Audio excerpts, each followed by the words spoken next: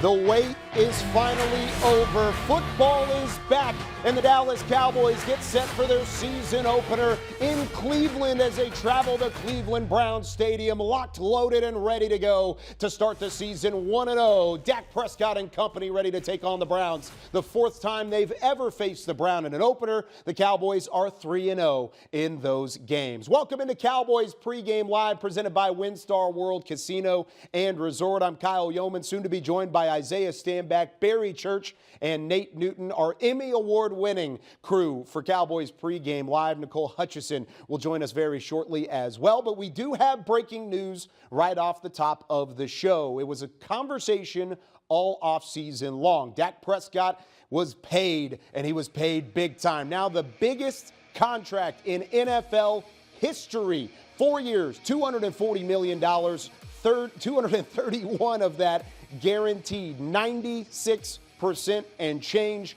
of his contract guaranteed, by far the biggest in NFL history. It was a conversation all offseason long, but how did we get here? With more on that, we're going to go to Cleveland, Ohio, and check in with Nick Eatman. Nick, when it comes to this contract, it was the biggest topic of conversation.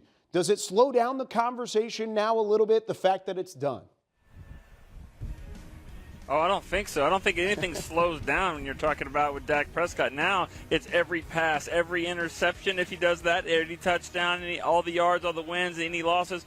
Anything that happens is going to be tied to now you're making $60 million a year. So, yes, the deal is done from that regard. Now everybody gets to pick it apart, and which, of course, is probably already happening. That's the nature of it. We know that. We understand that. It's nothing new when you're the quarterback of the Dallas Cowboys. You can have a deal. You can not have a deal. You can have the richest deal in the history of the NFL, and you're going to have the scrutiny. And he knows that. He welcomes that. But, yeah, they were able to get it done.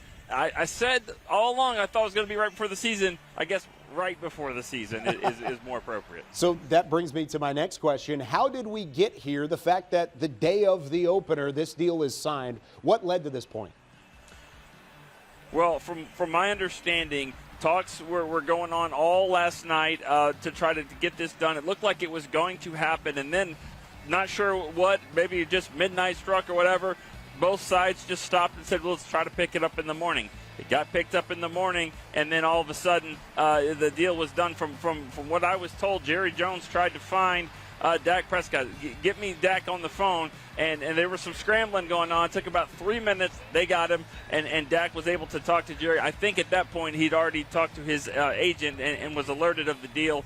But, we're all getting ready. I mean, I'm sure we're all on the same bus, so Dak was probably getting ready. And if you saw the pictures and the videos of him, what he's wearing today, the drip, if you will, it took a little time to get ready. So all this was going on as expected. It's never when you're not doing anything. It's when you're about ready to get started for the Week 1 opener. Well, it certainly is exciting. But how does this change the cap situation moving forward? How does this adjust things for the Cowboys now? At some point, I'll understand all of how it works, and it probably won't be today because, as odd as it sounds, $60 million a year guy lowers the salary cap for the Cowboys. Wow. That is the case. They have more money on the cap, but don't expect them to go do anything with it. We know who's out there and who's not out there. They're not going to be able to do a lot. What they're going to do is roll over that money to next year. Next year, they're going to be hurting in more ways than one. We know that. They've been anticipating that, so a deal like this kind of will help with that. But one thing we know is that we know the quarterback of the Dallas Cowboys is going to be this year, next year, and several years to come. Now, along those same lines, they get Dak Prescott's deal done. They get CeeDee Lamb's deal done. Of course, there's some more down the line. I mean, we'll talk Micah Parsons and Deron Bland and a lot of these other contracts in years to come. But how much does this clear the way for football to be the main priority again here in 2024? Well, I don't think the ink's even dry. I don't even know if they've signed it yet. Ty, you're already moving on to the other guys. No, but that's kind of the way it goes. We understand that. Starting to pick up a little bit as far as noise. I think, did you also say what does that mean for this game today or moving forward to the season? I'm sorry. How does it take away a little bit of the pressure of being in the middle of this 2024 season without that contract to talk about? I think it takes some pressure away from Dak's standpoint. It has to, right? I mean, the security, the guaranteed money, and all that. But from what we've always heard from Dak and the things that he says is that just he's driven by going out here and winning games for this team. He said more than anything he wants to be the quarterback that leads the Cowboys to where they haven't been in 29 years. We all know that. And so the pressure's always going to be there. I think when you're the quarterback of the Cowboys and you take that shotgun snap or every throw, every pass, every handoff, every game, the pressure is there. Now he's got to go live up to it. He's got to live up to that contract. And I think he's built to do that. Nick Eatman joining us live from Cleveland Brown Stadium in Cleveland, Ohio. Nick, thanks so much, and we will talk to you here down the line. So now that the Dak contract is done, it is time to get back to football, which means it's time for us to get back to Cowboys Pregame Live crew. We've got Isaiah Stanback, Barry Church, Nate Newton. I'm Kyle Yeomans. We also have some members of the Cowboys Club being the fan wall behind us for the first time today. We've got some fan supporters here. Everybody's excited for football, but Isaiah, I know this was a contract that you thought would get done. Are you surprised at the timing of it all? I am not surprised by the timing of it all. We just knew that it had to be done by the time that they kicked off at 3:25 p.m. because you know that if they were going to allow Dak to step on this field with any security pass this year, then you knew that you were going to be playing into a field that you really didn't want to mess with, where 31 other teams were able to open up their checkbooks. Now you have Dak. Now you have CD. You got your point guard and your center locked up. It's good to go. Yeah, this was a smart move from the Dallas Cowboys as an organization, having your QB1 signed, sealed, and delivered for the foreseeable future for the Dallas Cowboys. Now, for me, you don't have to worry about negotiations, contracts, talks looming over this team throughout the regular season. It's all signed, sealed, and delivered. And just like Isaiah said, you got your two best offensive weapons signed and ready to play football. Now, all got to do is take business on the field. 96% guaranteed, right? If Dak would have made it a free agency, it would have been 100% guaranteed because somebody was going to open up that wallet. Hey, Mr. Jones says deadlines make deals. Great deal. And what about the deadline, too? I mean, we're talking day one. Yes. This is week one of the NFL season, and it's a completely different feel now that this is done. Does it affect things from a player standpoint? I know a lot of times business is business, and business is separate from football. Does this change anything for the guys around Dak Prescott as they take on Cleveland today? I think it affects Dak tremendously from the standpoint that now he has a sense of security.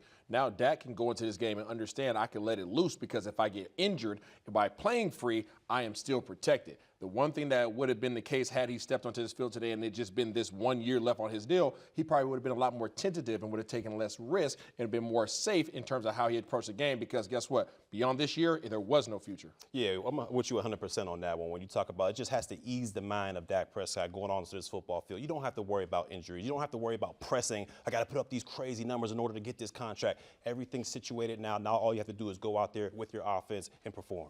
You know what, man? I don't know. Back in my day with Don Perignon, and he probably telling his wife, pop the bottle as soon as we win this game, baby. Love it. Congrats to Dak. Of course, I think everybody's happy for Dak as a person, as a leader, and a franchise quarterback. Quarterbacks don't come around all the time, but he does have a task at hand today against this Cleveland Browns bunch. What's the number one thing you're looking for today, Isaiah, as the Cowboys open their season? I'm looking for consistency. I want to see the offense be able to move the ball, especially on the ground, be able to control the time of possession because that's something that Cleveland really prides themselves in. And then obviously on the defense side of the ball, they have to be able to defend the run. If you can't defend the run against this Cleveland offense, then you're in a world of trouble because all they're going to do is move the chains and make sure that your offense doesn't touch the field. Yeah, offensively, I'm looking at those two young offensive linemen that we have, Connor Beebe and Tyler Guyton on the outside. How are they going to hold up against this vaunted defensive line for the Cleveland Browns? And defensively, communication. This is a whole new system they're putting in there. You got the quarterback on that side, Kendricks, to be able to help the defensive line, help the secondary as well. So I'm looking for that communication on the defensive side of the football field. And I'm looking for the same thing. It's just a repeat. Our offense be very consistent, run the ball, situational football. Yeah. If it's first down, try to run it a little bit. You know, give these young guys a chance to do what they got to do. Defensively, I want to see where Lindale, Joseph, and Jordan fit in. Yeah, I want to see where they fit in because Mozzie was just a little inconsistent during training camp. Yeah, and this is also the fourth time the Cowboys have opened up against the Cleveland Browns. Lately, anybody that's not named the New York Giants, it has been a bit of a struggle. The Cowboys, since 2009, are 0-7 against teams that aren't the New York Giants to open the season. So is there something to that? Is that something that the Cowboys can maybe figure out? Now, they are 6-1 against the Giants, but 0-7 against other teams. Is there something along those lines? I don't know. Miss Cleo might be a part of this, but I don't know. The reality of the matter is, it doesn't matter what happened in the past, right? I'm not a historian when it comes to that stuff because it has no impact as to who I'm stepping on that field with today. Those guys need to go out there and have their own goals, have their own missions, and then make sure that they have their own execution so that they can go out here and get the W. Yeah, it's all about what you're going to do today. You know, the past is the past. They're great against the Giants. We all understand that. But this is not the Giants they're going against. This is the Cleveland Browns who made the playoffs last season, having a great defense out there. So now you just got to focus on the task at hand, go out there, play by play, and make sure you handle your business. I have no answers, but this is Mr. Superstition talking about doing something. This is Mr. Superstition, man. He'll put on the same socks every show. You got to. You got to. He's not wearing socks. He's not wearing socks. So he's going to be naked every game. Same draws, too. Same draws. Okay, Without the handlebars. let's talk a little bit about Mike McCarthy here. This is a big year for Mike. I mean, there's a lot of pressure. We talked about Dak and going into a contract year. Now it's just Mike McCarthy in a contract year. So his regular season wins, his losses, 42 wins, 25 losses. That checks the box. Wow, you're looking fantastic.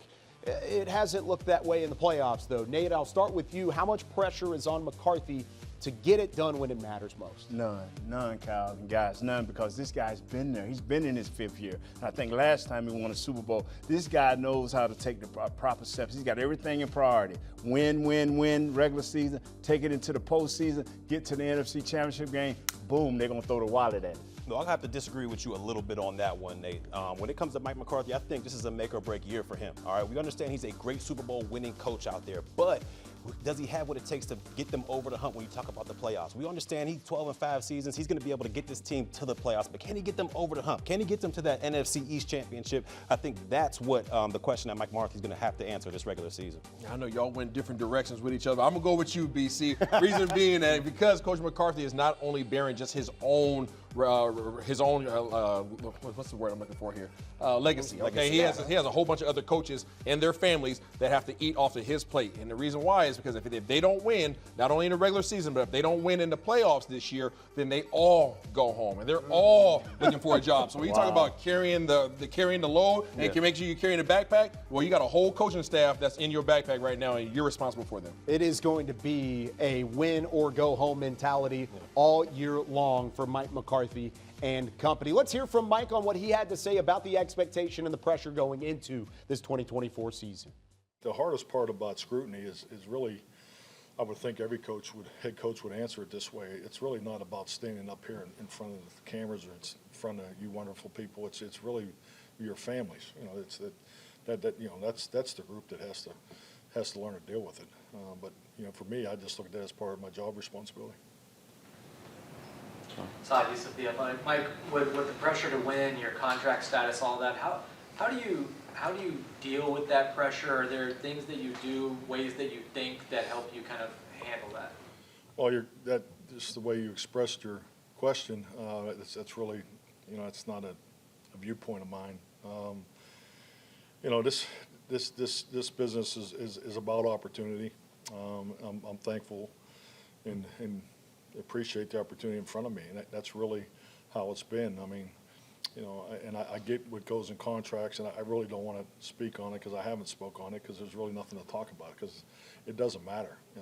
The only thing that matters is today, and that's really, I think, something that we can all just stay in touch with because we do have responsibilities, you know, outside of winning games, and but the only thing that, you know, truly pays the bills is winning games. So, and that's where my mind's at. I mean, I'm 30 plus years into this, so we know how things work. But yeah, I can't stand up in front of a group of men and consistently on a daily basis demand that they focus their time and energy on winning, and then I'm up here talking about things that have nothing to do with winning. So, I guess that's how I deal with it. So Mike McCarthy knows a little bit of what you're looking for whenever it comes to pressure. Just a reminder, in year 5 of his tenure with the Green Bay Packers, what happened? Oh, got some jewelry. Got a Super Bowl win, He right? won a Super Bowl. Yeah. So, not saying that's the case this year for the Cowboys, but it is something to look forward to because he knows what it takes in order to get this thing done. Now, This year, the motto for Mike McCarthy and company, rooted. That's a number one thing on their mind. They are rooted, they are staying in the present, and they're trying to find a little bit of growth in year 5 after watering a tree. They equated it to a Chinese bamboo tree. Okay. And that's exactly what they're trying to do. They're trying to water it for 4 years and then lead it into 90 feet of growth in the 5th year, which is what the Chinese bamboo tree does. I'm not going to try and say the name, but I do want to say that is the metaphor, and that is what Mike McCarthy is looking for. Now, let's go ahead and hear from CeeDee Lamb and company, because CeeDee, I mean, there's a lot to talk about whenever it comes to CeeDee Lamb. 4 years, $136 million. We're just giving out money all over the show today. So, Barry, what does this contract do for CeeDee Lamb and company now that he has this one signed? Well, it's similar to what Dak Prescott did. I mean, it's going to ease his mind out there, knowing that he doesn't have to go out there and press and force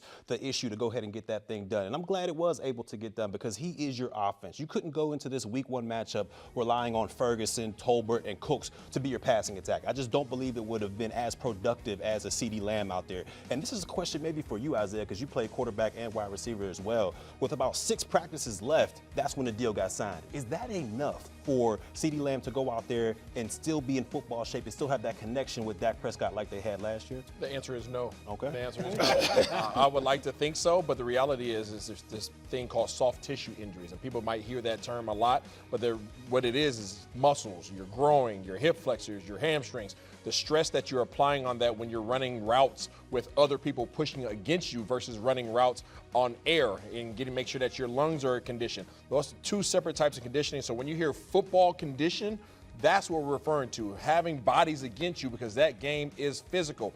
In regards to what does the contract mean to CD, it means absolutely everything that CD and Dak are both signed, because now, if you guys have seen Talladega Nights, you got to shake it before you bake it. And those guys are both together now, linked for the next 4 years. And both guys wanted the contracts to be done. Yes. Both guys. CeeDee Lamb said, I want Dak Prescott here as my quarterback. And Dak Prescott in return said, I want CeeDee Lamb to be my top wide receiver. So the fact that both of those guys are linked, that's something that Cowboys fans can look forward to. No matter what the rest of the team looks like, of course, you would love to see some extra stuff around those 2 superstars. But there's a lot to look forward to with this offense. But that does beg the question, who else has to step up outside of those 2 guys? Because there's Jake Ferguson, who, of course, a lot of people are excited about this year. Brandon Cooks, who has an opportunity. Jalen Tolbert can take a big leap going into year number 3. Who do you feel like steps up the biggest? I have to go with Jalen Tolbert on this one. And to me, I believe that CeeDee Lamb, yes, he's going to get his. He's going to get his targets. He's going to get his receptions. He's going to eat. And I feel the same way about Ferguson as well. He's going to go out there and eat. To me, when it comes to passing situation, defenses, they're not going to put all their resources to Tolbert. All right, I'm just going to be real like that. They're not going to put all their resources. He's going to have one-on-one opportunities, especially when you talk about man-to-man coverage. If he can continuously win those one-on-ones and at least present Dak Prescott with a good target out there, I believe this passing attack can reach even bigger heights than it did last season. All right, I'm going to go with 2 other names. I'm going to go with Jake Ferguson at the tight end position. Okay, number 1. I think that's Dak's number 1 guy. We talk about his security blanket. That is exactly who that is, and I believe that he will be a Pro Bowl tight end this year. And then on the other hand, nobody's saying his name, Rico Dowdle. Rico Dowdle is going to be the man. He won't be the one who gets the start, but it doesn't really matter who starts in this offense, because it's all about rotational and running back by committee. I think Rico Dowdle is the only running back on this roster currently outside of the Deuce Vaughn, who's going to be in there sprinkled in from time to time, who has the ability to be a power back, be a 3rd down back, and have the acceleration to be able to go for long distances to enforce big plays. I like it. I do, because that's an undersung part of this game. Now, we'll talk more about the running backs here in a moment, but the most receiving yards per game in Cowboys history, CeeDee Lamb had that. Look at what he's done up there at the top. There's a guy down there on the list that we'll talk about a little bit too, Amari Cooper. How about that? Receiving yards per game. CeeDee's had an incredible career, but Amari Cooper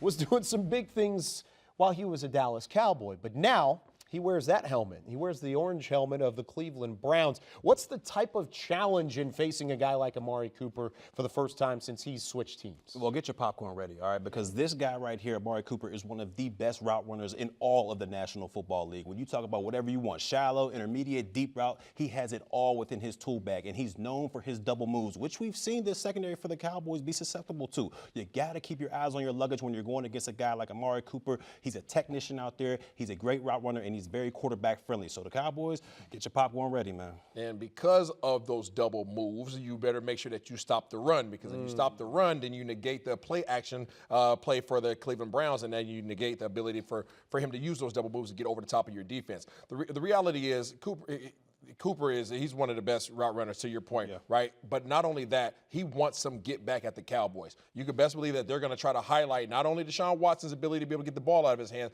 but also be able to get Amari Cooper the ball back in his hands again so that he can have one up on his previous team. And that's a big one, too. He talked about it earlier about how much he respects the guys that Dallas will throw at him. I mean, Jordan Lewis was a teammate. Trayvon Diggs, he was around.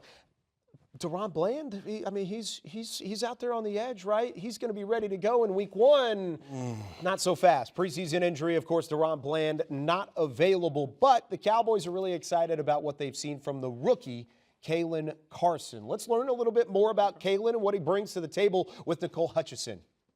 You know, Kyle, I talked to Kalen Carson one-on-one in the locker room and asked him about filling the shoes of DaRon Bland, and he told me, I'm feeling good, right? He's always been a confident guy since he was a little boy, right? But being here with the Dallas Cowboys, Al Harris has taken his confidence to a whole nother level, and it's helped him for games like this and moments like this. Trey Lance, he's looking to push it downfield. From smothering Cowboys pass catchers in training camp. That's Kalen Carson, the walking seatbelt. To making receivers buckle up in the preseason. Kalen Carson's already become a hot topic within the Cowboys secondary. He's very poised, just, going through camp and going with the ones and having the practices against the Rams and stuff like that. You could tell that he was ready for the stage. A stage that's set sooner than expected. No DaRon Bland for 6 to 8 weeks. So insert the 5th-round rookie, week 1 at Cleveland. To be honest, I feel like everything happened for a reason. I'm more than prepared. I wouldn't say that I expected it, but I'm prepared and I'm ready. Another case of preparation meets opportunity. It's no secret the cornerback room has battled injuries over the years, but all have one common theme: next man up. We just been blessed, man. It's luck. I don't know what it is. I mean, the scouting department does a really good job, and Al, honestly, going out there and seeing what he wants on tape. Originally brought in as a depth piece for his grittiness and long list of pass breakups at Wake Forest, but in just 4 months of working with Al Harris, he's shown that his ability to disrupt receivers and physicality now comes with ball hawk skills. He hauled in 2 interceptions in Oxnard. Keep in mind, he had 3 his entire college career. I like the blank canvas, but knew coming in that this kid was going to be raw, but extremely talented, and he's doing a great job picking up the coaching points, competing. Love his instincts and ball skills, so it's one thing to have them, but then when you start getting your hands on balls in practice and PBUs and things like that, so every time he's been given an opportunity, he has shown early that he belongs. More opportunities sometimes comes with pressure, but the challenge isn't too big for the rookie. I don't try to make it a big moment. It's going to be any other game. I've been playing football all my life, so I just feel like nothing changes. Coachable, consistent, confident, and composed. Things you just can't teach. And it's something Carson looks to put on full display on Sunday. It's an opportunity of a lifetime. You wait for this moment as a child, and it happened to be my first game, so I greatly appreciate it, and I'm blessed to be in this position. Thank you very much, Nicole. Of course, it is going to be a challenge. Barry, you played in the secondary throughout your entire career. Not only is this a first start, not only is this a first opportunity at the NFL level, but you're doing so against the guy who's been a Pro Bowler in the past. Oh, and by the way, he played for the team that you now currently play for. What kind of pressure is Kalen Carson under today? There will be pressure because he's filling the shoes for one of the best ball hawking corners there is when you talk about DaRon Bland. So there is pressure on him, but thankfully he's playing underneath one of the smartest defensive coordinators in all of football, and I'm talking about Mike Zimmer. So he won't be out there by himself. Zimmer will find some way to go ahead and protect the rookie, whether that's leaning a safety over top of him to protect him from those vertical routes or buzzing an underneath defender to help him on those short, shallow, or intermediate routes. But this is an opportunity for Carson to go out there and show what he has. Everybody wants this opportunity when you start playing football, is what you dream of, and it's time for him to step up and show what he got. Well, Coach Zimmer will be a beach towel for Kalen Carson, meaning he will not expose him, okay? He's going to wrap him up the entire time because he does not want him isolated on Amari Cooper. You do not want a rookie against that man right there. He will expose you all day long if your coach puts you in that position. The one good thing about Coach Zimmer, unlike Coach Dan Quinn previously, Dan Quinn did a lot of one-on-ones, okay, which allow for you to show off your abilities versus the opponent. But that exposes you when you're a rookie against a veteran. Coach Zimmer is going to do a lot more zone schemes, okay, a lot more cover two, a lot more cloud coverage, okay? There's always going to be somebody that is assisting and being over the top of you. Kalen Carson would never be by himself. He would be responsible for an area majority of this game. There was so much insight and knowledge there, but I still can't get past the beach towel. I mean, what are we talking about? Got to cover him up, right? Got to cover him up. Okay, so Barry, take me back a little bit. You helped Morris Claiborne as a first-round pick. You helped him get ready to start in his initial NFL debut as well. What can these secondary guys help Kalen Carson do for the same task at hand? Communication is the key, and it's the most important thing when you're going out there as a rookie. You got to understand what you're doing. I mean, this is a lot going into your first game as a rookie. The playbook, it seems ginormous, but if you got guys out there like a Kendricks, like a Hooker out there that can communicate to you exactly what you're supposed to do and what your responsibilities are, it'll ease your mind a lot. Okay, I got this guy man-to-man. This is where my help is. All right, I got a zone package. I got help underneath, but I'm responsible for the vertical routes. If you understand what you're supposed to do before each and every snap and you're not guessing out there, it makes the game a lot easier. And he's not the only one as well. I mean, this is a team that is laden with rookies. 4 different rookies are going to start along that, not only offensive line, because you've got 2 guys up front with Tyler Guyton and Cooper Beebe, but you've got 2 rookies on the defensive side. Maris Leofau, the 3rd-round pick out of Notre Dame, and then you've also got Kalen Carson as well. Isaiah, what does that tell you about this roster, and what does that tell you about the draft class and how much trust they have in those guys? They're smart. They're smart, and they were able to get in early and understand exactly what their role is in these schemes. In order for you to come in and be a starter on defense, not only, aside from Kalen Carson coming in and filling in for Deron Bland as an injury, but Maris Leofau coming in and starting at the linebacker position. This is a position group that was lacking last year in terms of depth. Now all of a sudden you're able to come into that room and have an impact not only on the position in terms of your skills, but also in terms of your instilling confidence in this new defensive coordinator. It means a lot in his ability to be able to come in and adapt to this new system. Yeah, it just goes to show you, like you just said, how smart these individuals are and how much trust that the coaching staff has in these guys to be able to throw them out there week 1 against a team like the Cleveland Browns. And now, to me, out of those 4 rookies, I'm only slightly concerned about the 2 on the offensive line because we know who they're going against. All right, they're going against the former Defensive Player of the Year in Myles Garrett. We all understand Guyton's going to get his fair share, but they move Myles Garrett along that defensive line. They love to put him over the center to give him that 2-way go rush against that center. So to me, the 2 rookies, they're going to have their hands full, but the coaching staff trusts them to go out there and get the job done. Let's hope they're right. Mike McCarthy talked about this rookie class and said it's one of the strongest and smartest rookie classes he's ever seen, both in Dallas and in Green Bay, and even prior to his time as a head coach. So there's elements to this rookie class that are building blocks on one another. This is also on the heels of a 2022 class, or a 2023 draft class, I should say, that was not very successful. How much pressure does this put on the second-year guys like Mozzie Smith, Luke Schoonmaker and company, the fact that these rookies are already starting and showing some impact? I don't think it applies any more pressure onto these guys that are already remaining on the roster, because there were some guys from last year's draft that are no longer here. But there are the guys that remain. You have to show up and show out. And regardless of how long you've been here, what your tenure is, the expectation is that you show up, do your job, and execute it at the highest level possible to create the biggest impact for your team. Yeah, you can't worry about who was drafted where. This guy was first round or this guy's a second round. Oh, he's performing like this. You got to focus on the task at hand and what you're going out there to perform. There's already enough pressure on guys that if you're a first round draft pick, I got to perform. I got to be able to stop this run. Focus on your responsibilities and don't let anything of the outside noise affect you. There's going to be a lot of eyes on the rookies this year. I mean, all the way across the board, and not only the starters, but some of the guys that are waiting in the wings as well, because the pressure's on second-year guys, pressure's on everybody. They got to step up, and we're going to have to do so starting here in week 1. But I think the first one that'll have eyes on him is Cooper Beebe, because he's going to get the start at center, so that means he gets to start the play every time on offense. Let's hear from Cooper Beebe and some of the growth he's already shown throughout training camp and this preseason that has helped set him up for this moment. Yeah, absolutely. I mean, the Browns, they got some big, strong dudes there. Obviously, Myles Garrett's on their line. They got some dudes, they're a lot of veteran guys, so it's definitely going to be a challenge, and it's something I'm looking forward to. I got to go out there and prove I belong, and, what better team to do it than the Browns. Mike McCarthy's talking about how prepared you guys were as a rookie class coming in here for OTAs and minicamp. Are you guys going to build off each other with that, and has Tyler kind of maybe helped motivate you guys and vice versa to really be prepared? Yeah, absolutely.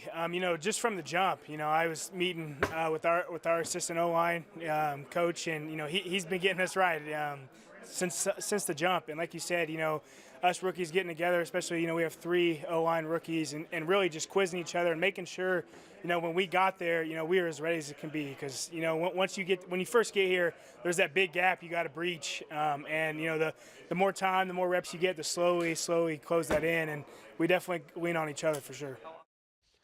So not only is it an NFL debut for Cooper Beebe, but it's also a position change. He played guard during his time at Kansas State, taken in the 3rd round by the Cowboys, and really from the jump, the expectation was that they would move him to center. Also, the same can be said for Tyler Guyton. He didn't really play a whole lot at left tackle, just one collegiate start during his time with the Oklahoma Sooners and TCU Horned Frogs. So Nate Newton, 6-time Pro Bowler, 3-time Super Bowl champ on the offensive line.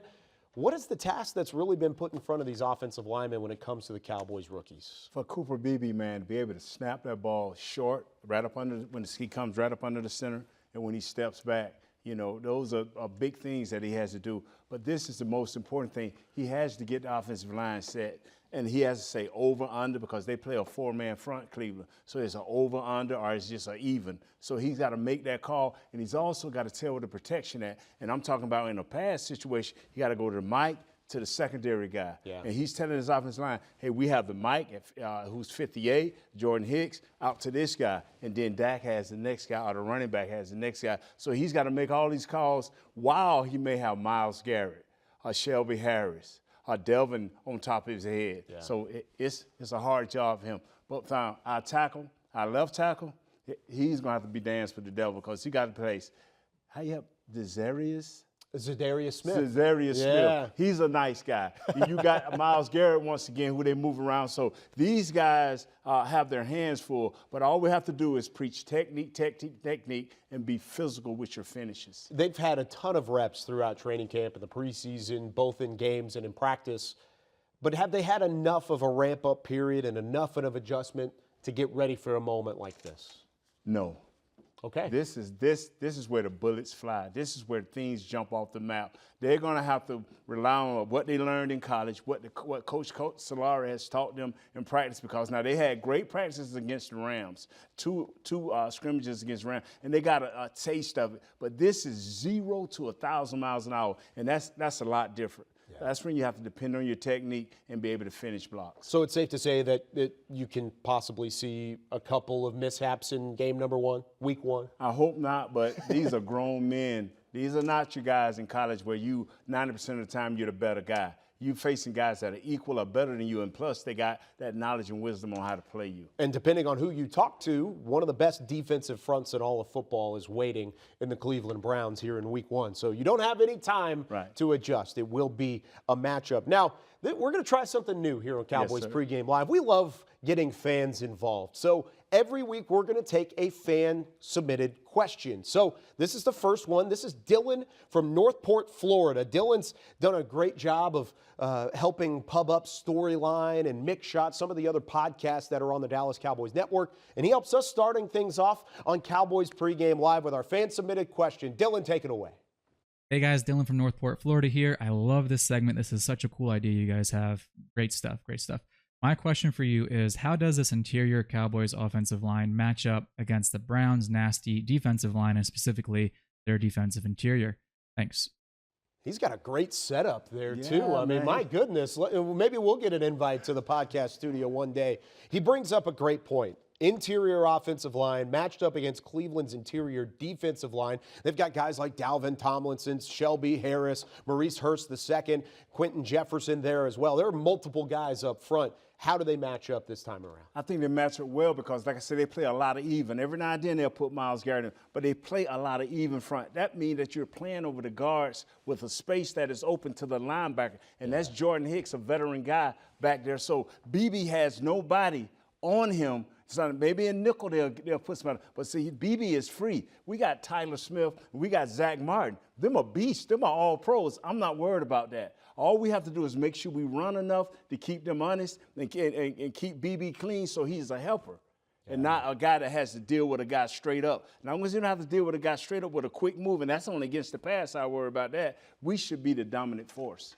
Who do you feel like is more of a challenge for the interior offensive line? Because you do have Tyler Smith and Zach Martin helping the rookie out by being on both sides. You got all pros on both sides for Cooper Beebe.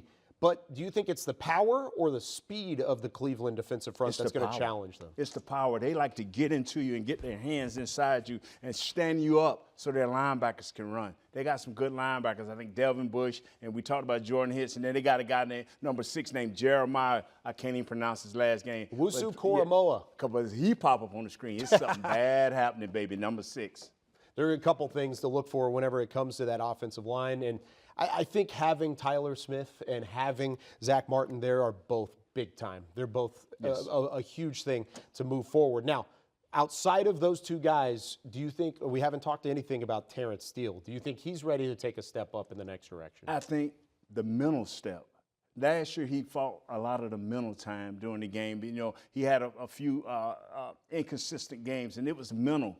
I mean, he was surgically ready to go a month before the season, but I don't care what anybody says. When you have a total blown knee, it's still a mental thing. If they can run the ball early and let Steele lay hands on them, we're going to be back in working. Back in business. Working. Yes, sir. Back in business. Yeah. I love it. Nate Newton breaking it down for you. Now, we do have the inactive list for both teams today. So it's nothing big from the Cowboys side of things. I'm just going to read off this list. Trey Lance, he's the emergency third quarterback, of course. He can be activated, break glass in case of emergency. Andrew Booth, Buddy Johnson, Matt Waletzko at the tackle position, rookie Ryan Flanoy at wide receiver, and then John Stevens Jr., who's been dealing with a hamstring over the last couple of days. He is out today, so something to look forward to is maybe getting him back in the fold throughout these next couple of weeks. However, on the Browns side of things, it's a little bit more scarce. Jedrick Wills Jr. was an inactive earlier in the week. He was ruled out because of an injury. He's their starting left tackle. Jack Conklin, the starting right tackle, is also unavailable for the Cleveland Browns. So that's a big loss for Cleveland. How much are they going to have to adjust without both of their tackles? Oh, a lot, because the first guy you mentioned, he is an all-pro. He got skill set like you would not believe in Wills. He is a great left tackle. That already hurt me. They was going to move Conklin over, but now Conklin's out, so that leaves DeJuan Jones and James Hudson to be the backups. We should feast. We should feast. Excuse me. We got a lot to look forward to. Yeah. Sorry, I'm getting choked up. Don't worry about it. Don't worry about it. I understand. When you got the left tackle like that, and the right tackle both out, both being out. That's a lot here to take in. Now, when it comes to the offensive line and what they're trying to figure out going into the year, or defensive line rather, for the Cowboys, do you feel like this helps some of those guys out, like a Mozzie Smith, knowing that the interior is going to have a lot more pressure on them? Yeah, but you know. And I hate to be the Debbie Downer to this, but Mozzie is not who I'm worried about. I'm worried about Linval Joseph and Jordan.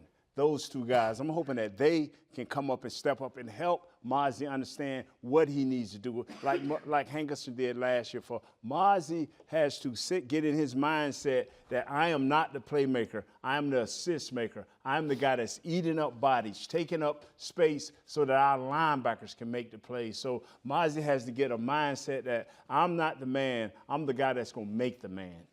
So, of course, the Cowboys' offensive line is going to have plenty to look forward to whenever it comes to Myles Garrett. Later in the show, we're going to talk about these edge rushers because not only is Myles Garrett one of the biggest and best in all of the NFL, and we'll talk more about his impact for the Cleveland Browns, but we're also going to talk about Micah Parsons and what he brings going into year number 4. Are the expectations too high for Micah? Is that something to look forward to? Now the expectation is certainly there for Dak Prescott. The new contract but there's a lot outside of the contract that he's going to have to look forward to. Here's Dak on the pressure at hand and hopefully why he's going to be here for a while. That's what motivates me on being here, honestly, is to be the quarterback that does it, that wins it. I don't think that winning it any other place would be the same as winning it here. And so that is number one and wanting to be here, to be honest with you. What are some of the bigger challenges of the Browns defense? Obviously, they're one of the top defenses in the league, but just in breaking them down film-wise in your meetings, what are some of the things that stand out? Yeah, I mean, they got an elite player on every level, whether it be Myles Garrett, obviously up front, Jock, don't know how to say his last name, the linebacker, and then obviously Ward in the back end, and Del Pitt, a lot of guys. So when you've got an elite guy on every level, that obviously is the strength. And then having played Schwartz earlier in my career, understanding what he wants to do, and watching their tape last year, they're very physical, they're fast, they know know how to play to their strengths, and they're a great matchup for us, and I'm excited for us to kick off the year over there at their place. So Dak Prescott, the new paid man, and what does he have for a challenge going into his first game with the new contract? How about the top passing attack defensively in all of football? The Cleveland Browns were tops in the NFL in terms of passing yards per game, total yards per game last year, and they bring a fierce pass rush as we welcome you back in here to Cowboys Pregame Live with Barry Church and Isaiah Stanback. I'm Kyle Yeomans. Now, Barry, I'll start with you on the defensive side. What does this Cleveland Browns defense do best? Well, to me, they rush the passer. All right, when you have a guy like Myles Garrett out there who can rush the passer, doesn't need to add extra blitzes, doesn't need to bring a linebacker or a nickel guy out there, he can get after the quarterback himself. That provides so much more cushion for you in the secondary because you can make those windows cloudy for the quarterback. You have a lot of people dropping in depth to make everything cloudy for you. So when you're able to rush the passer with just those 4 people and still generate pressure, that makes things a lot harder for the opposing offense. And to complement that, and then obviously you have the defensive backs, and those guys play man-to-man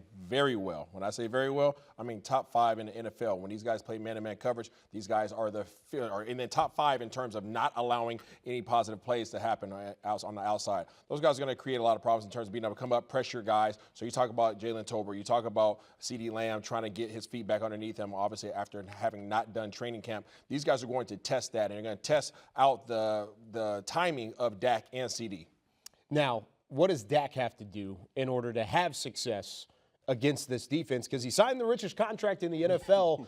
I guess the expectation is now you got to be better than everybody else, right? That's where it starts. Yes, expectation. I mean, but the reality is, and most people don't want to understand this or really accept it, Dak Prescott does really good versus man-to-man. However, Dak Prescott historically has not done very well versus teams that do well with disguises. And he's playing against a defensive coordinator in that of Jim Schwartz. Yeah. He is an absolute beast, and he's a Jedi warrior when it comes to disguises defensively. So even though Dak just got the bag, Dak is about to face, that's the best thing that's happened to him in his life financially. He's about to face probably the harshest thing against him in terms of schemes. Yeah, to me, he just has to be himself. He just has to go out there and take full command of this offense, just like he did last year. I mean, last year he cut down his interceptions from 15 to 9. He boosted his touchdowns up from 23 to 36. This man has just got to be himself, be cool, calm, and collected in the pocket, and please, Cowboys, have a balanced attack. All right, I understand this is the highest paid guy in the National Football League, but you don't have to rely solely on his arm. Throwing the ball 40 to 45 times a game, that's not the recipe for success. Have a balanced attack when going against one of the strongest defenses in the league. I like it. Keep it simple. That's exactly what Dak Prescott needs to do.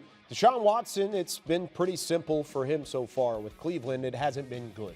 You look at the completion percentage, under 60%. Look at the passing yards. He still has some production in terms of yards, more touchdowns than interceptions, but that passer rating has taken a steep drop. He was one of the best quarterbacks in all of football during his time with the Houston Texans. What has gone wrong for Deshaun Watson over these last 3 seasons with Cleveland? I can't really put my finger on what's gone wrong with Deshaun Watson, but I do believe that he's still a capable quarterback out there. When you look at it, last year, 6 starts, 5-1, and he has those weapons on the outside that we spoke of a little bit earlier. You got Cooper, you got Jerry Jeudy, you got Njoku, who's a mismatch nightmare out there. Not to mention you have a great running attack. You might not have Nick Chubb, but you got Ford out there as well. If this guy can have a balanced attack and you can keep him clean in the pocket, I still believe he has the capabilities of being a danger to any defense. I'm going to call a spade a spade. He had off-field issues that caused distractions, and then he had injuries that caused distractions. He hasn't had opportunity to really prove who he is as a quarterback since he's been there unimpeded of issues. So now all of a sudden he steps on the field. I'm not convinced that he has the arm strength or the velocity to deliver the ball like he once did back in the day down the field. I don't think he's no longer a threat in that regard. So when you take that element out of his game, all he really has is guys that are going to be either wide open or utilize his legs. And I think you're right on, because it is a combo of both. It is the fact that the off-field distractions have been there. Teammates, there's been some mishaps in the locker room throughout. I mean, then you add on the injuries, you add on the rehabs. He's only played in 12 games with the Cleveland Browns. It's not a whole lot of time to get established. Now, he did have a healthy offseason. He's been around this program, and he has some weapons to throw the football to. Let's start with the tight end position. David Njoku has become one of the best tight ends in football, mostly as a receiving threat, but also he's a really good blocker. Yes, that might actually be his calling card before being a receiver. When you look at what he does well from the tight end position, Barry, what does it say to this defense? To me, he's a mismatch nightmare when you look at a guy like Njoku. I mean, he has the size, the speed to run away from any linebacker out there, as well as safeties. And if you try to put a cornerback on him because you think, oh, this guy can cover him, he's big body enough to box him out. He's like Shaquille O'Neal when it comes to going against these littler defenders out there. And when you get to the red zone, this is when this guy comes alive. They love to split him on the outside or put him in that slot position and let him work one-on-one either against a smaller corner or a safety coming down to guard him. So this is a mismatch nightmare, and this is a guy that the Cowboys have got to know where he is at all times. You know what? He's top-heavy, built like a Chevy. We're a Ford family. So the thing is, you got to go out there and get your hands on him at the line of scrimmage. He is physical, but if you allow for him to get going, he's like a juggernaut. So stop him at the line of scrimmage, take away his confidence, and you guys would be perfectly fine playing against Njoku. Well, sticking with the theme, I mean, let's talk about Jerome Ford then, right? There it is. You got Chevys, you got Fords, you got all sorts of stuff to look forward to. Jerome Ford replacing what Nick Chubb was as the starting running back. Of course, Nick Chubb injured. He's out for the considerable future for Cleveland. But there's not that much of a drop-off whenever it comes to Jerome Ford. What does he do best? He is agile. This dude is agile. He's explosive. You start talking about the things that he's able to do at the line of scrimmage. Not only do you have to worry about him running in between the tackles and them pulling guards and him getting up on your second level unimpeded, that's a threat. But also you have to worry about the edges, okay? They're going to be running guards and tackles, pulling those guys, going out trying to kick out Micah Parsons and take his element out the game. And then if you allow this guy to out-leverage you and you lose containment, now you have to worry about his speed, because this dude got clocked at 21 miles per hour last year on the field. He has that go juice, whether he's toting the rock or whether he's catching the rock out the backfield. Yeah, like you just said, Isaiah, man, this guy, he may not be as good of a back as Nick Chubb when healthy, but you cannot sleep on this individual. Like you said, he's more than just a in-between-the-tackles runner. He has that speed to be able to be a home run threat. He did average 4.0 yards per carry last year for the Browns, and sneakily good out of the backfield. 44 receptions from this guy last year, so you got to worry about him in the pass game. You got to worry about him in the running game, and this is a guy that the Cowboys defense cannot afford to sleep on. No, not at all, especially with as poorly as they stopped the run last year. That's going to be a huge point. I think when we're here talking on Cowboys OT and Cowboys game night post-game, however they fare against Jerome Ford in the run is going to be a big tale of how we feel about this team after 1 week of action, because stopping the run last year was a big problem for this Cowboys defense, and they'll be tested again today. Cowboys are going to look to run the football with a new but familiar face back in this offensive game plan for the Cowboys. How about Ezekiel Elliott making his return today? He's not going to be wearing 21. He'll be wearing number 15. Here's what he had to say about the return and the task at hand, trying to run the football again, doing a little bit of everything for this Cowboys offense. I mean, I feel like I've always had that mindset, so I don't think it's really a change from anything. I mean, since I've been here, whatever the team needs me to do, I'll go out there and do it, and I think I've done that. So, I mean, I love football. I love this game. So, I mean, every time I get a chance to strap it up, I'm going to go get my best. Some of these guys are been here since the last time you were here. How has this locker room changed from 2 years ago? I mean, obviously you have turnover, but I mean, you got a lot of guys who've played more football and, established themselves. But I mean, the guys who are young are a little bit older, and the guys who are old, really old. You think about, what you've been through a little bit physically the last couple of years, and then going to New England, a different, system there. How much do you feel like you want to prove how much juice you still have left in the tank?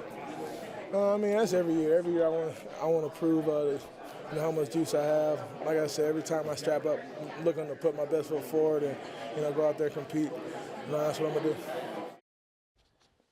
So the Cowboys have a new look running room. How about Ezekiel Elliott, his return back, Dalvin Cook, who was not elevated today, by the way, so we will not see Dalvin Cook as a Cowboy for the first time. And then Rico Dowdle, who I think from a production standpoint hasn't had the same success as these other two have, regardless of where he's been, but maybe has the best opportunity for a step-up year. Let's talk a little bit more about this running game with Barry Church, Isaiah Stanback, Nate Newton. I'm Kyle Yeomans. Nate, I'll start with you on this one.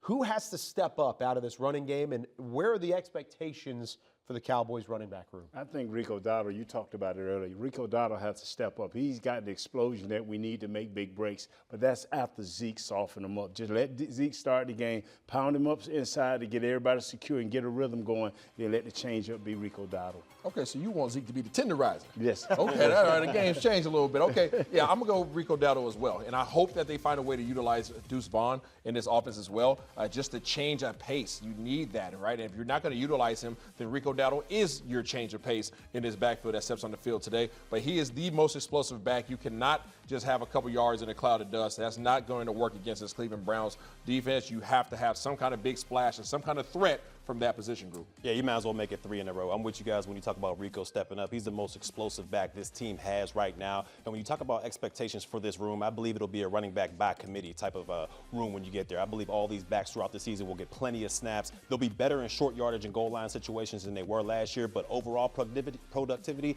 I do not see them being as productive as this room was last year. See, and I think that's a lot of what the expectation is for this running back room, is it will be a step back, but it's almost like a wanted step back. Now, real quickly, you talked about running back by committee. I think all of us kind of are in that mindset whenever it comes to those three, but there's always going to be one that emerges as that either first snaps or in crucial situations they're on the field. Mm-hmm. Who do you think that guy is right now? Early on, I'm going to say it'll be Ezekiel Elliott. Okay. I feel like he'll be that tenderizer. He'll get the most carries early on. But as the season progresses, him being in his, 8th year, I believe, in the league now, I think his tires will get kind of thin out there, and Rico will continue to take over as RB1 as the season progresses. But early on, it'll be Zeke.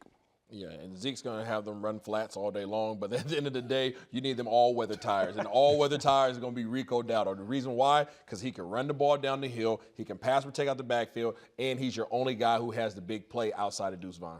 I just think whoever get hot out of those two guys, whoever get hot, and then they move up Dalvin Cook every now and then, whoever gets hot, I think, because Coach McCarthy been through this before. Yeah. And whoever get hot and who's the hot back and doing that thing today, I think that'll be your back. And whoever protects the ball. Yes. Whoever protects the ball is going to be your primary back.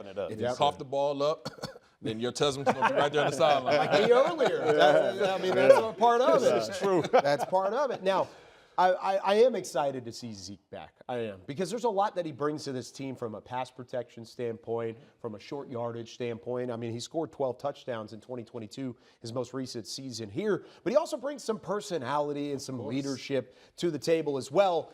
Take a look at this. Let's go all the way back to Ezekiel Elliott. We've got the what do you call this? The two-top or what? Or not two-top. Crop top. That's what it is. I better not see you no two-top. Yeah, two-top, whatever it is. You got the crop top Zeke. You got all that. But here's the thing. On Cowboys Pregame Live, we're also all about accountability. Of course. This is a new segment called Explain Yourself. And we're going to let Isaiah Stanback explain himself for the first time. Understand this, okay? That was back in 2007. I knew Zeke the Freak was going to be coming years later, okay? So I just went ahead and started the style ahead of time so that he didn't have to go ahead and hit everything head on. I just laid the groundwork for him. I laid the groundwork for him. You see, you know what? You guys shaded my abs out of there. There was some abs in there before. I don't know what happened there. I felt that. What's with the mean mug? What's with the mean mug there? I mean, you're like walking in. You got the sign up. That's back in the day when we had big receivers. You know what I'm saying? That's when it was myself, T.O., you know what I'm saying, Miles Austin, Sam Hurd. We had a lot of big receivers. So you couldn't go in there soft. We was expected to go in there and hit linebackers like Barry Church. You got to. Oh, my God. It's the eyes. The smiles in the eyes. The smiles in the eyes. It's the smolder. You see it. The stand-back smolder is what it was. And then you got the eye practice on there with the little eye. That was T.O.'s line. That was Terrell Owens. Yeah, that was Terrell Owens' line. Yeah, I still have those shirts. The most comfortable shirts ever created. I don't know where he got them from, but I love them. Did you ever wear a crop top? Nah, that wasn't my style, man. You want to know the real reason why? Since we're here explaining, Nate, dog. Yeah. All right. The real reason why. Let me explain myself. Listen, I didn't like whenever you get tired, you start getting sweaty. These guys know that. Mm-hmm. Your jersey sticks to you.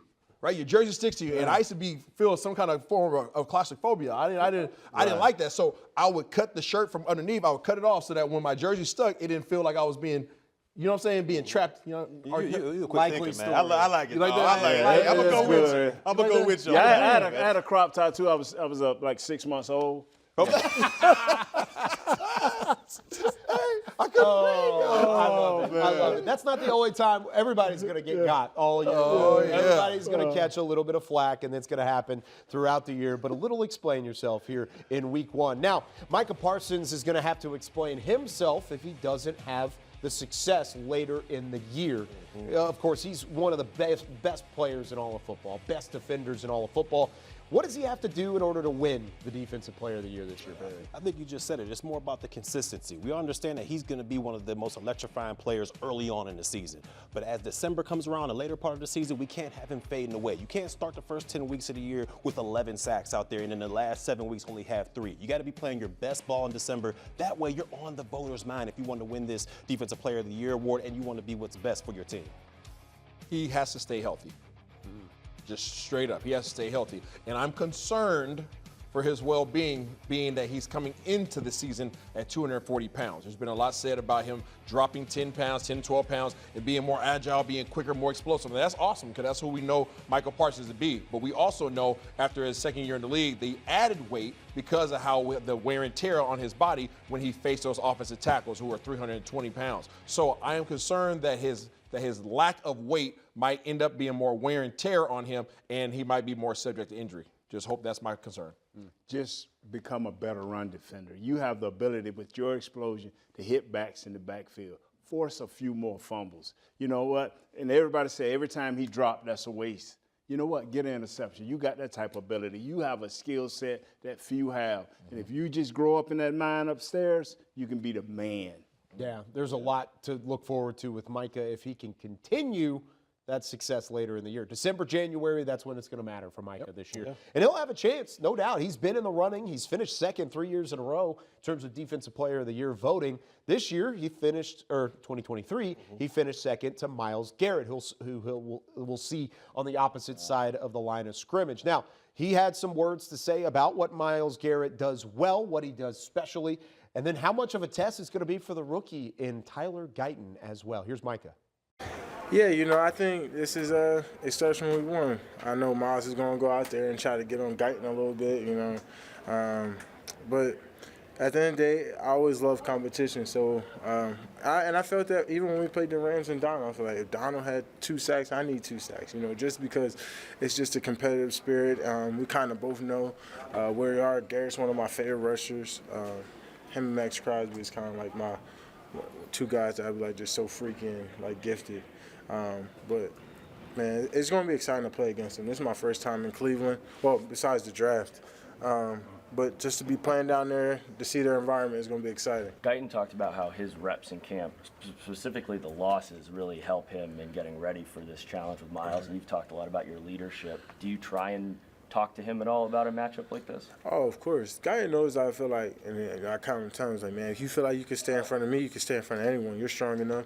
It's just all about understanding technique, playing when you're tired, the mental side of it, staying tight with your technique and things like that. And, even told him, I was like, bro, you're so long and fast that switch it up, bro. I was like, bro, at this point, you got to realize it's a chess match. I was like, before you got to see things who was in front of me. He was like, but I saw you beat Tyron. I said, that's different. Tyron taught me how to beat him. You know what I'm saying? So I'm trying to teach you how to, slow me down at least, So it's all about the process, and he's going to continue, getting better. And I think this week's going to be a really good test for him. Myles Garrett, of course, he is the test that Micah Parsons is talking about when alluding to Tyler Guyton in his debut at left tackle for the Dallas Cowboys. The reigning Defensive Player of the Year has been wrecking quarterbacks' backfields and all sorts of different things throughout the last couple of years, and he's going to try and do so again today against the rookie. Back here with Nate, Barry, Isaiah, I'm Kyle Yeomans. Now, guys, I want to talk about Myles Garrett. What does he do specifically? Isaiah, I'll start with you. That just completely terrorizes other offenses. Well, the first thing is he was created and not born. Let's just go ahead and start with that. This dude's 6'4", 280 pounds of grown man, and he doesn't do anything that's flashy. He's not like a Micah Parsons-ish, where it's all about speed and agility. He's just simply bigger than you. He uses leverage, and he just uses his strength to be able to overpower his opponent. Yeah, without a doubt. I mean, this guy is a freak of nature coming off of the edge. I mean, he has the speed to beat you off the edge. He has the power to run right through you, but he's more than just a pass rush specialist. As you saw by those 17 tackles for loss, he plays the run extremely well. So the Cowboys will have their hands full with Mr. Garrett this afternoon. Now, Nate, I know that you've gone up against some big-time edge rushers in your day. Yes. You've gone up against some of the best in the business. Myles Garrett is the best in the business of this day and age of the NFL.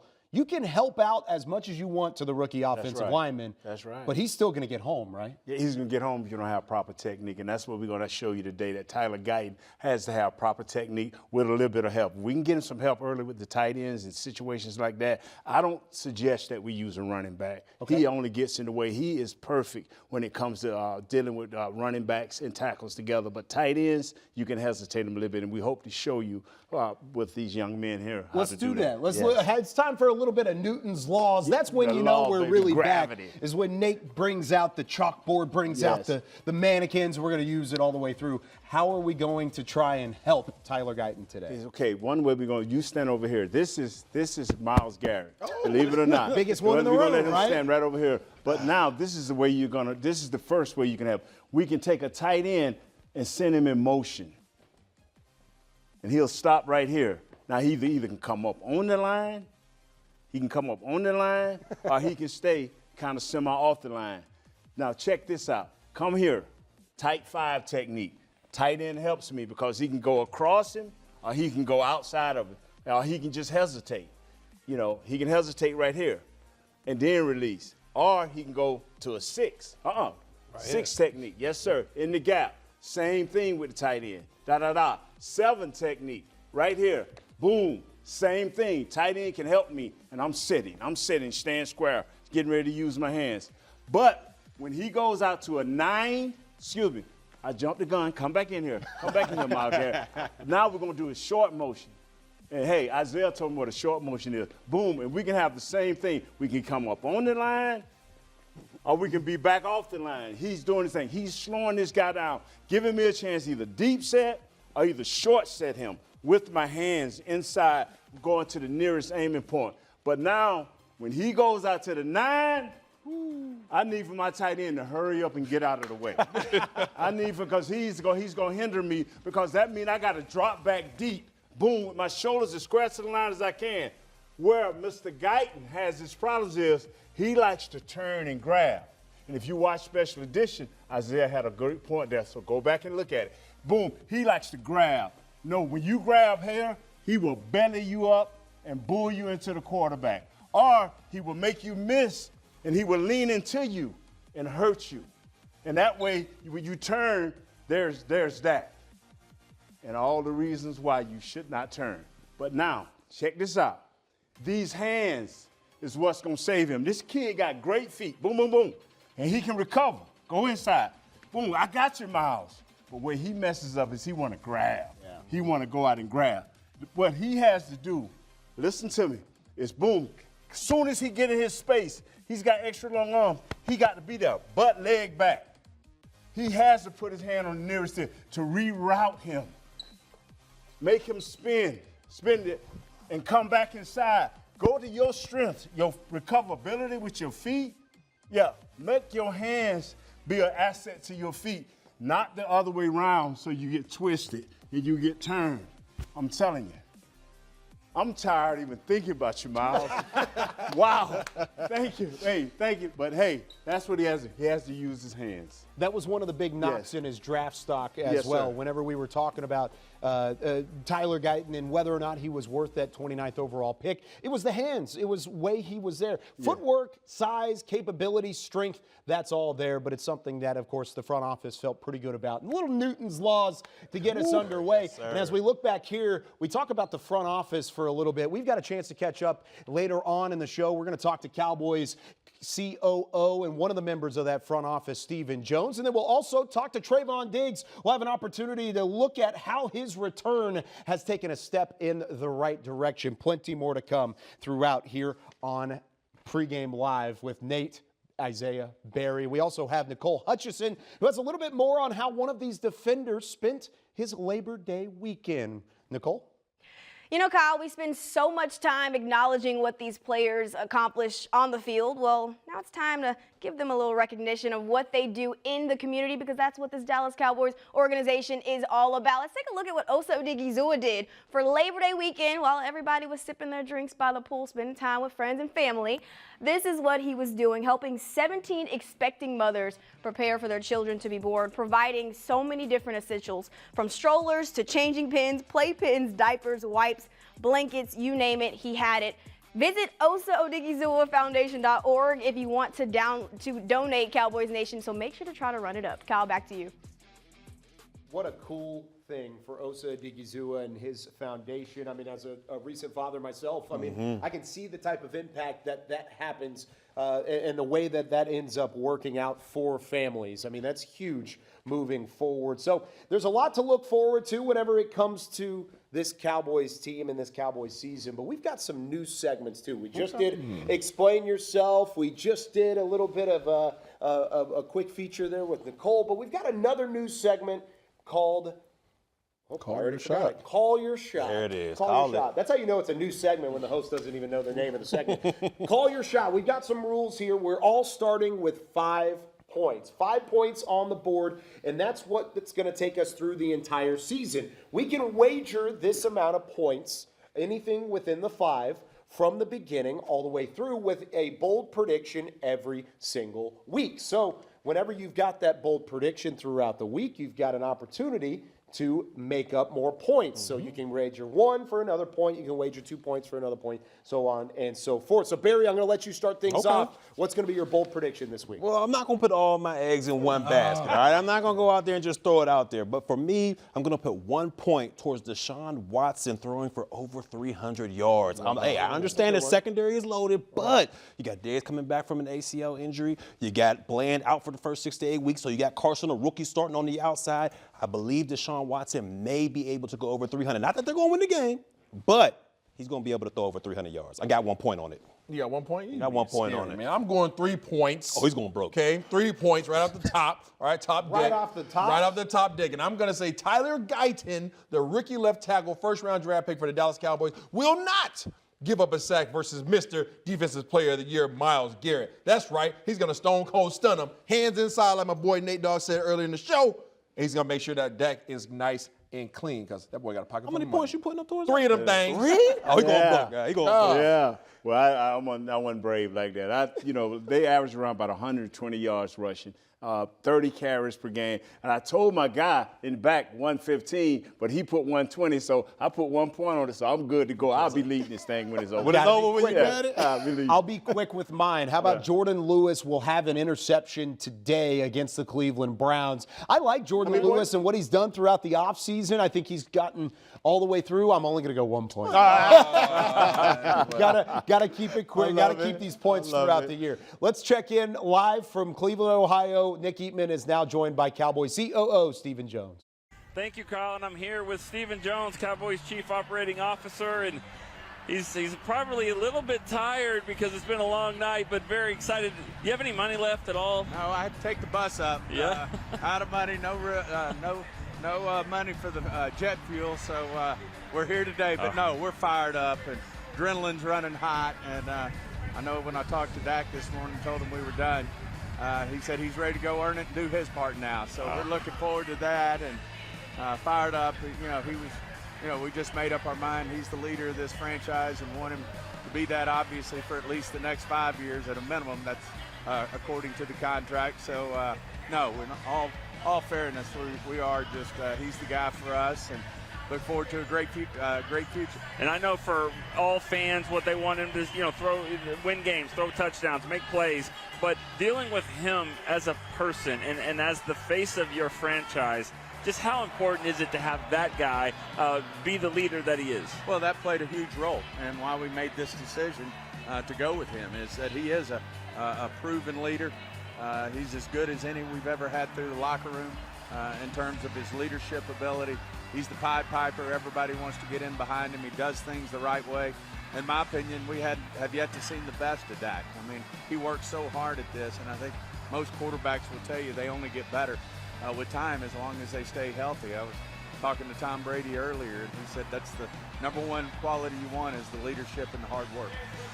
Well, don't punch me if I ask you, but, I mean, does Micah Parsons now say, hey, or are we going to take a little break for a little bit? Well, I think Micah wants to go out there and kick some butt, which I hope he does, and get him about 20 sacks this year, and then he'll come smiling at me, I'm sure, next off season. And then after that, you won't even be taking the bus. You'll just be walking around everywhere.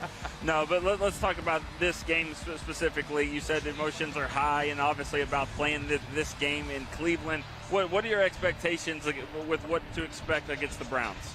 Well, this is a really great football team. I mean, they obviously went to the playoffs last year with 5 different quarterbacks. They play great defense. They're physical. They love to run the ball. They got a great offensive line. I mean, we've got our work cut out for us here. Opening up on the road against this football team is going to be a big challenge. But I think we're up for it.